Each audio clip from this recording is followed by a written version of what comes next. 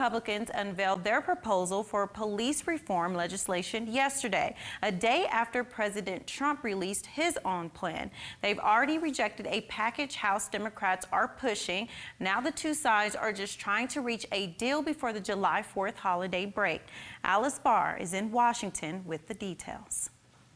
On Capitol Hill, a race to pass police reform legislation and a struggle to find common ground. Senate Republicans rolling out their package, setting up a showdown with House Democrats seeking more sweeping systemic changes. The Senate's lone black Republican Tim Scott of South Carolina taking the lead in his chamber. I've told my story several times, stopped 7 times in 1 year. This issue continues, and that's why it's so important for us to say that we hear you.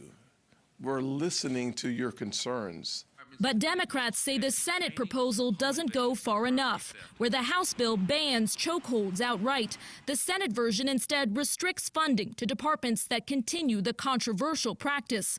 It requires police agencies to track data on use of force and share misconduct reports if an officer moves to another department. But it does not include a national database of officer complaints and makes no changes to the qualified immunity that often shields officers from personal liability. Ending that protection and holding officers accountable is a centerpiece of the House bill. The last thing in the world we need to do is to do something that is symbolic, that has no teeth. President Trump revealed his own plan that urges departments to adopt higher standards for use of force. It came after he met with families of African Americans killed by police. The family's attorney says lawmakers and the president need to focus on systemic racism.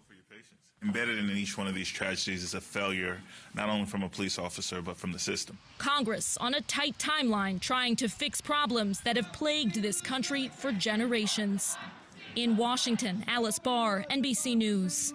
And for more political news, local and national, you can always head over to our website, myhighplains.com. It's now 6:35.